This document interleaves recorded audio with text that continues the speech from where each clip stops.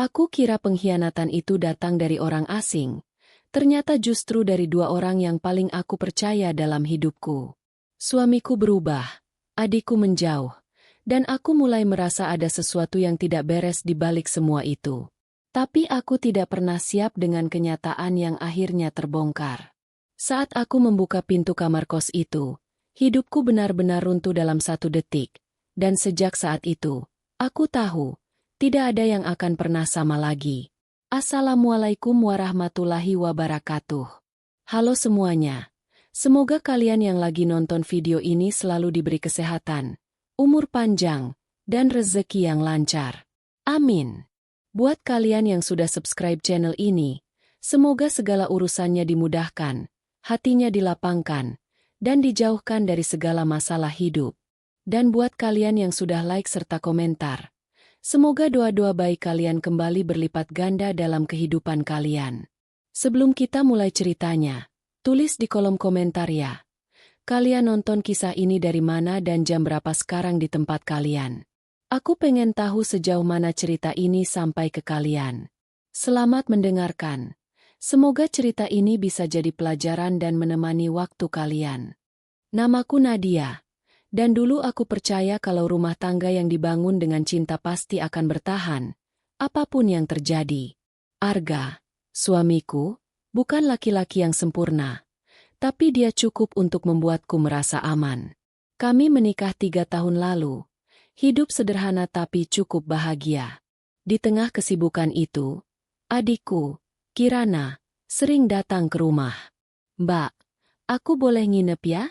Lagi capek di kos," katanya suatu malam sambil tersenyum manja. Aku hanya tertawa kecil dan menjawab, "Rumah ini juga rumah kamu, Rin." Sejak saat itu, Kirana jadi sering di rumah, bahkan lebih sering daripada di kosnya sendiri. Arga juga terlihat nyaman dengan kehadirannya. Mereka sering bercanda di ruang tamu, kadang sampai lupa waktu. Kalian ini kayak bukan ipar sama adik, tapi teman tongkrongan, candaku suatu malam. Arga hanya tersenyum santai. "Biar rumah nggak sepi, Nat." Awalnya aku tidak pernah curiga. Justru aku senang melihat mereka akrab. Karena kupikir itu tanda keluarga yang hangat. Tapi lama-lama, ada hal kecil yang mulai terasa aneh. Seperti cara mereka saling menatap yang terlalu lama. Atau bagaimana Arga lebih cepat merespons Kirana dibanding aku. Suatu malam, saat aku memanggil Arga dari dapur, dia tidak menjawab. Tapi ketika Kirana yang memanggil, dia langsung datang. "Mas, tolong ambilin charger dong," kata Kirana dari kamar. Dan Arga langsung berdiri tanpa banyak tanya. Aku hanya diam, mencoba menepis perasaan tidak nyaman yang mulai muncul. Mungkin aku hanya terlalu lelah, pikirku saat itu. Tapi jauh di dalam hati, ada suara kecil yang mulai berbisik, bahwa sesuatu yang tidak seharusnya sedang terjadi di depan mataku tanpa aku sadari. Hari-hari berikutnya berjalan seperti biasa, tapi perasaan aneh itu tidak pernah benar-benar hilang. Aku mulai memperhatikan hal-hal kecil yang sebelumnya tidak pernah kupedulikan, seperti bagaimana Arga jadi lebih sering tersenyum sendiri saat melihat ponselnya, atau bagaimana Kirana tiba-tiba lebih sering keluar rumah tanpa banyak penjelasan. Suatu sore, aku bertanya pelan, "Rin, kamu sekarang sering banget keluar ya? Lagi sibuk apa?" Kirana terlihat sedikit kaget, tapi langsung tersenyum. "Biasa Mbak, tugas kampus sama kerja part-time." Arga yang duduk di sampingnya ikut menimpali. "Iya, dia lagi rajin sekarang." Jawaban itu terdengar wajar, tapi entah kenapa terasa seperti sudah disiapkan. Malam itu, saat Arga sedang mandi, ponselnya berbunyi. Aku tidak berniat membuka, tapi layar itu menyala dengan sendirinya. Nama yang muncul membuat jantungku berdegup lebih cepat. "Kirana." Pesannya singkat. "Hati-hati ya, nanti ketahuan Mbak." Tanganku langsung dingin. Aku menatap layar itu lama, mencoba memahami apa maksudnya. Saat Arga keluar dari kamar mandi, aku pura-pura tidak melihat apapun. "Ada yang chat?" tanyanya santai. Aku menggeleng. "Enggak kok." Tapi sejak saat itu, Pikiranku tidak bisa tenang. Kata-kata itu terus terulang di kepalaku. Hati-hati? Ketahuan? Apa yang sebenarnya mereka sembunyikan? Aku mulai merasa seperti orang asing di rumahku sendiri, melihat dua orang terdekatku berbicara dan tertawa, sementara aku hanya berdiri di luar lingkaran itu. Dan untuk pertama kalinya, aku tidak lagi merasa aman di rumah yang dulu begitu hangat. Sejak pesan itu, aku tidak bisa lagi berpura-pura semuanya baik-baik saja. Setiap gerak mereka terasa mencurigakan. Setiap percakapan terdengar seperti rahasia yang sengaja disembunyikan dariku. Aku mulai diam-diam memperhatikan lebih dalam. Suatu malam, aku sengaja pura-pura tidur lebih dulu. Dari balik pintu kamar yang sedikit terbuka, aku melihat Arga keluar rumah pelan-pelan. Beberapa menit kemudian, Kirana juga keluar, dengan langkah hati-hati. Dadaku langsung sesak. Aku mengikuti mereka dari jauh, menjaga jarak agar tidak terlihat. Mereka tidak pergi jauh, hanya sampai ke ujung jalan, lalu naik satu motor yang sama. Tanganku gemetar. Kenapa harus sembunyi-sembunyi? Bisikku sendiri. Malam itu aku tidak mengikuti lebih jauh. Aku pulang dengan kepala penuh pertanyaan. Keesokan harinya, aku mencoba bicara pada Arga. Mas, kamu semalam keluar ya? Tanyaku pelan. Dia hanya mengangguk. Iya, ada kerjaan mendadak. Aku menatapnya dalam. Sendirian. Dia sedikit terdiam, lalu menjawab. Iya. Jawaban itu seperti pisau kecil yang pelan-pelan menusuk. Aku tidak membantah, tapi hatiku semakin yakin bahwa ada sesuatu yang tidak beres. Sementara itu, Kirana tetap bersikap seperti biasa, seolah tidak ada yang terjadi. Bahkan dia masih bisa tertawa di depanku. Mbak, nanti kita makan bareng yuk, katanya ringan. Aku hanya tersenyum tipis. Dalam hati, aku mulai menyusun kepingan-kepingan yang belum utuh. Dan semakin aku menyusunnya, semakin jelas gambaran yang terbentuk. Sesuatu yang membuatku takut untuk mengakuinya, tapi juga tidak bisa lagi aku abaikan. Aku mulai mengumpulkan keberanian untuk mencari tahu lebih jauh, karena aku tidak ingin terus hidup dalam kecurigaan yang menyiksa. Suatu siang, saat Arga tertidur karena kelelahan, aku memberanikan diri membuka ponselnya.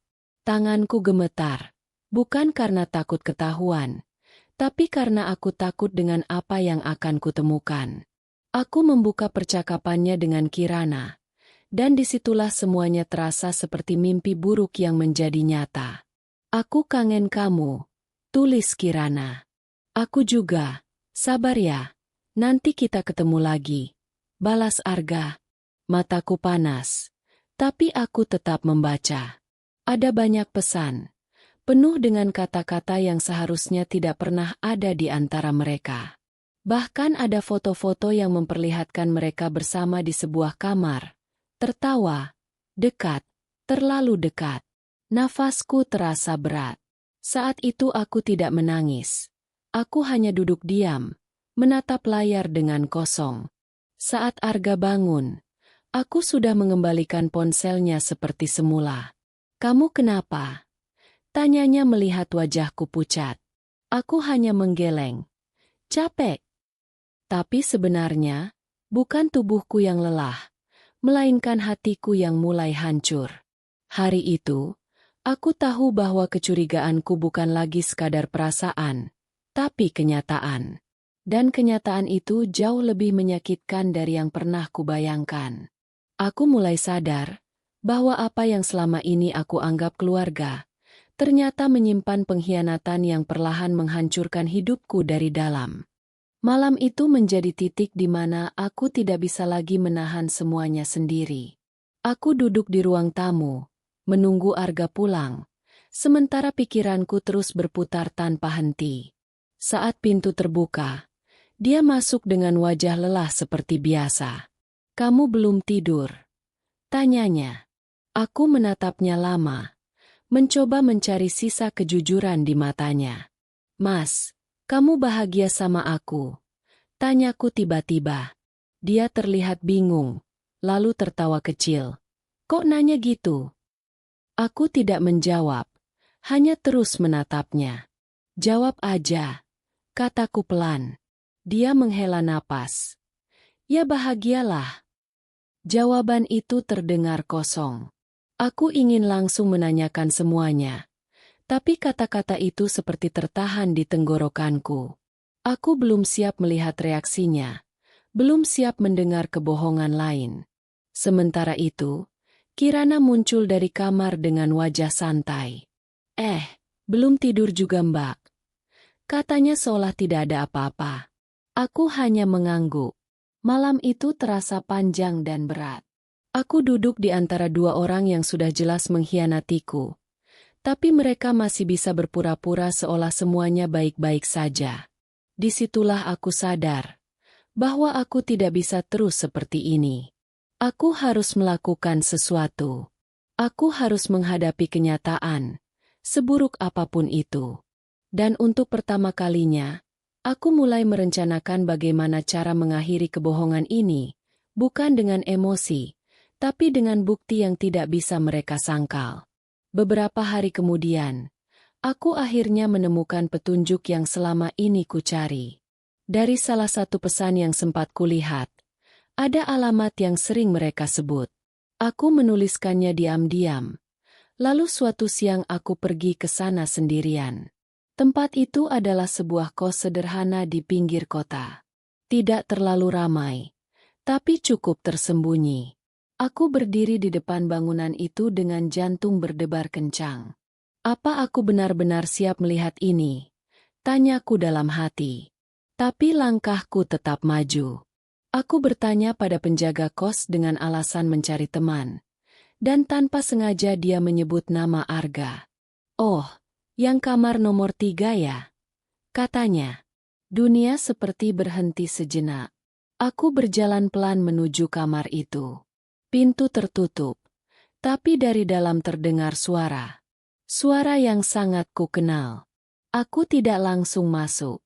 Aku hanya berdiri di depan pintu, mendengarkan, sampai akhirnya keberanian itu muncul dengan sendirinya. Aku mengetuk. Klik. Tidak ada jawaban. Aku mengetuk lagi, lebih keras. Pintu itu akhirnya terbuka. Dan di sana, berdiri Arga, dengan wajah panik. Di belakangnya, Kirana. Mereka berdua terdiam, seperti waktu yang tiba-tiba membeku. Aku menatap mereka tanpa kata.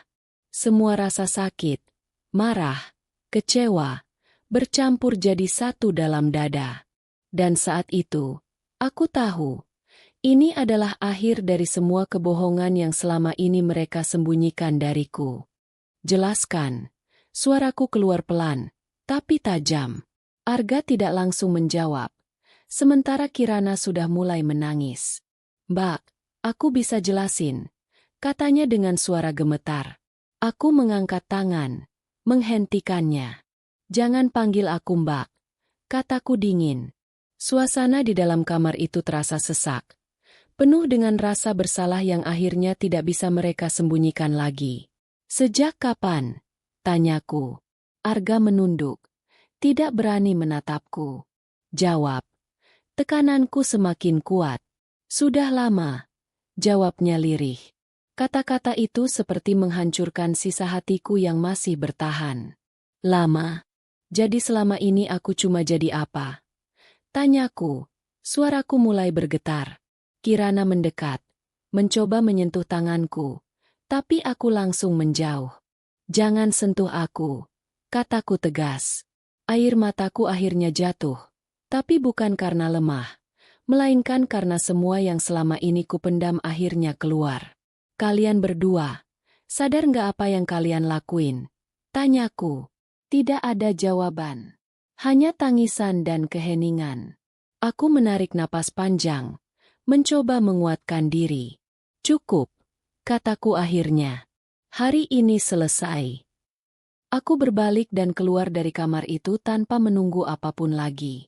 Di luar, udara terasa lebih dingin, tapi anehnya, aku justru merasa sedikit lebih ringan.